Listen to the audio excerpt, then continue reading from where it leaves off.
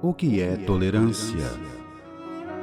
É a prerrogativa da humanidade. Todos os homens estão cheios de fraquezas e erros, e devemos perdoar uns aos outros nossa tolice, pois esta é a primeira lei da natureza. Voltaire. E você, sabe o que é prerrogativa? De forma direta, significa uma característica própria do ser humano. Portanto, seguindo o raciocínio do filósofo François-Marie Arouet, mais conhecido como Voltaire, ser tolerante é entender que todos somos tolos em algum momento, e por ser assim, da natureza humana, temos que exercer com mais intensidade o ato do perdão. Isto não quer dizer que sejamos obrigados a compactuar com atos extremos e insanos. Todavia, sejamos sóbrios no lidar com essa fraqueza que vez ou outra se manifesta de forma cruel e avassaladora. Precisamos todos aprender a se doar num mundo em que só se pensa em receber.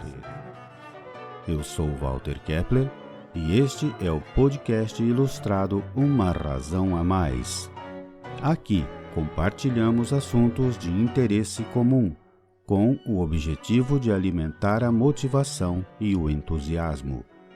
No programa de hoje, Verônica Cecília nos traz depoimentos diversos sobre o constante aprendizado no lidar com novos hábitos e costumes, e assim vamos amealhando a cultura local e passamos a conviver pacificamente com pessoas de várias nacionalidades. Ao final do episódio, Verônica nos convida a 1 minuto de silêncio, como reflexão e homenagem às vítimas de um recente ataque terrorista ocorrido na Áustria. A tolerância é uma qualidade muito discutida, mas pouco praticada, infelizmente. Para quem quiser viver em sociedade, é fundamental ser tolerante, pois esta é e será sempre uma razão a mais para acreditar na vida. Olá, amigos! Com muita gratidão, dou início a um novo podcast, um programa produzido por um homem e radialista que muito admiro, o Sr. Walter. Como os nossos encontros são agradáveis, não é mesmo, Sr. Walter? Você já deve ter escutado e até mesmo usado a palavra interculturalidade, quando duas ou mais culturas entram em interação de uma maneira sinergética. A interculturalidade faz parte do dia a dia de todos os brasileiros que vieram morar aqui na Áustria, seja no trabalho, na escola, no mercado ou até mesmo dentro de casa. Eu vivo interculturalidade injetada na veia dentro do meu casamento. Não há 1 ano que se passe no meu matrimônio onde eu não aprenda algo de novo com o meu marido austríaco ou onde eu não possa ensinar algo a ele. Não precisamos sempre aprender ou ensinar. Às vezes, o simples observar, absorver, analisar ou respeitar já é o suficiente para evoluirmos como expatriados e seres humanos. Quando moramos na Áustria, a nossa tendência natural é comparar as duas realidades que conhecemos. E muitas vezes expressamos a saudade que temos do sol, dos dias mais quentes no nosso país tropical, de chegar na casa dos amigos e parentes sem avisar, da comidinha caseira, do calor humano, do bolinho de chuva na casa da avó, do frentista no posto, do manobrista no shopping, da empacotadora no mercado.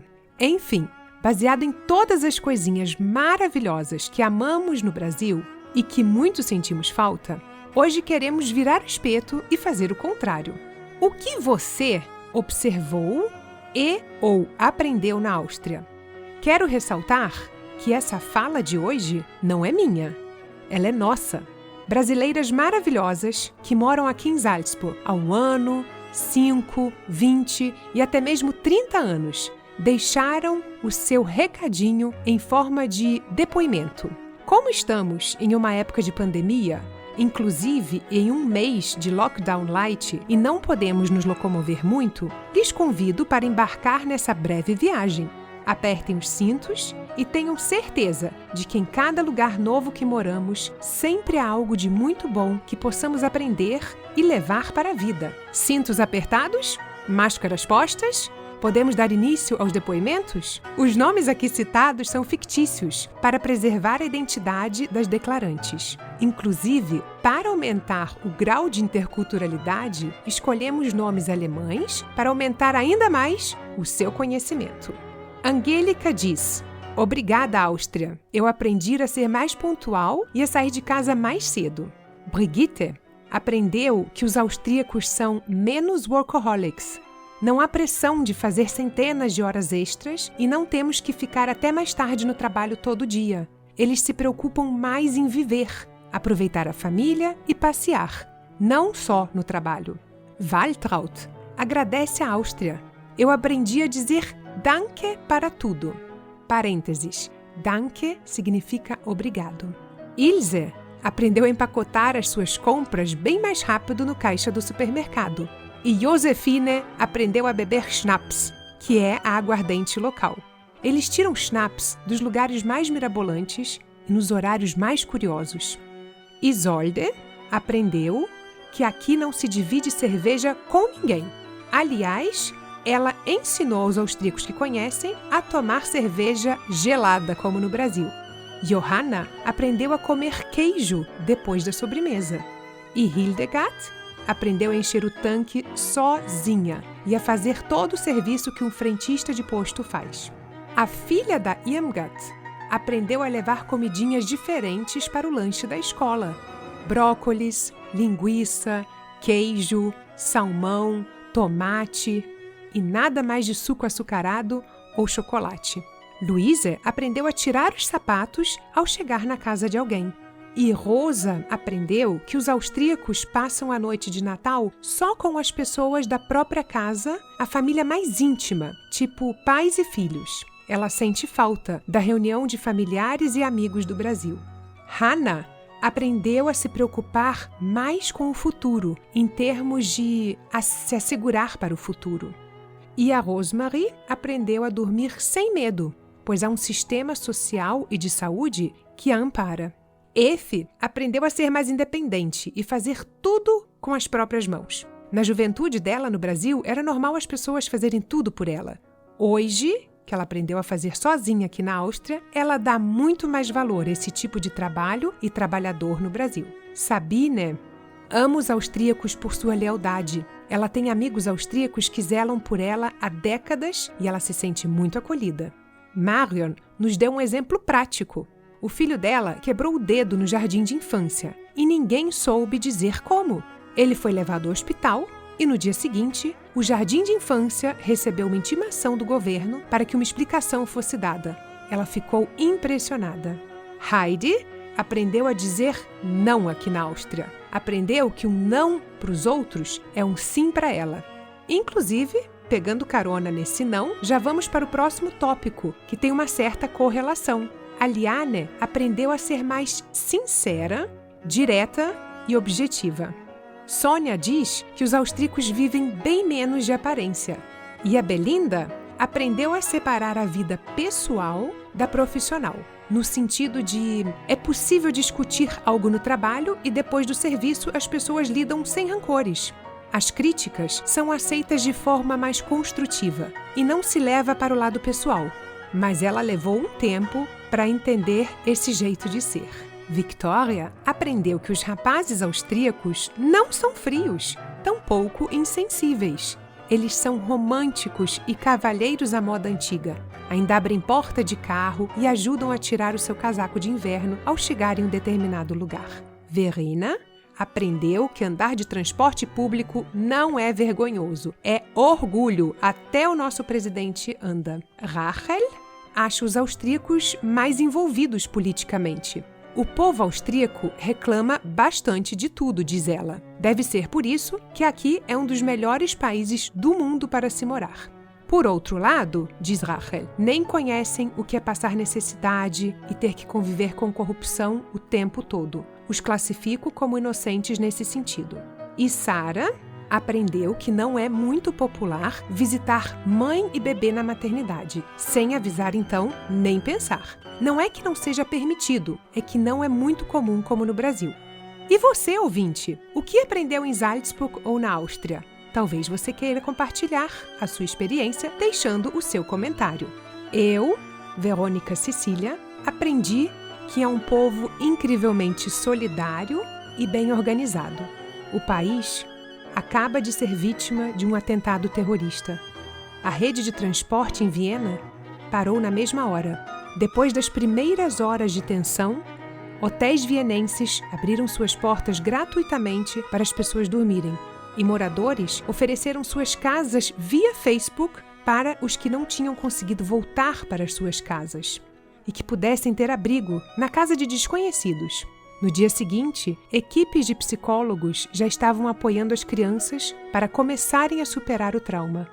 O cardeal Christoph Schönborn convidou os representantes das comunidades muçulmana e judaica para celebrarem um culto ecumênico juntos na Catedral de Viena, em menos de 24 horas após o atentado. Você sabia que os 2 pedestres que socorreram o policial austríaco ferido eram austro-turcos muçulmanos? Sim, a mídia mostrou muito e agradeceu. O que eu aprendi essa semana na Áustria é que dentro do choque, dentro do luto e dentro da tristeza, também há muita esperança. Voltei a me apaixonar pelo país onde moro. Estamos chegando ao final da nossa viagem. Podem abrir os cintos e agora lhes convido para um minuto de silêncio para as vítimas do atentado terrorista à Viena do último dia 2 de novembro de 2020, às 20 horas. Talvez você nunca tenha feito um minuto de silêncio em pleno podcast, mas sempre tem uma primeira vez.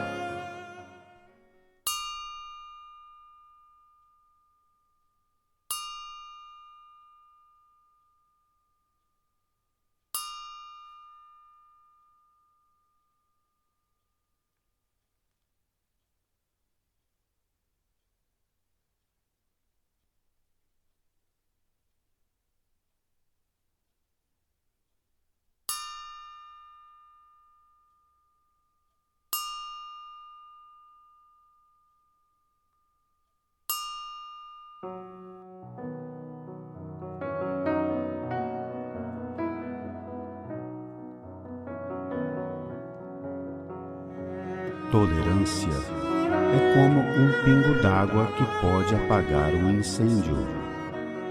Se houver a participação de todos nós, faremos chover juntando nossas gotas. Ninguém entra em um mesmo rio uma segunda vez, pois quando isso acontece, já não se é o mesmo, assim como as águas que já serão outras. Heráclito de Éfeso, pensador e filósofo considerado o pai da dialética, nasceu por volta do ano 540 a.C. em Éfeso, atual Turquia. Essa forma de lidar com fatos e ideias que não gostamos ou não podemos impedir tem até um dia anual de celebração instituído pela Unesco. 16 de novembro é o Dia Internacional da Tolerância. Pense nisso e seja tolerante. Use de bom senso antes de ir contra tudo e contra todos. Busque sempre uma razão a mais para acreditar na vida.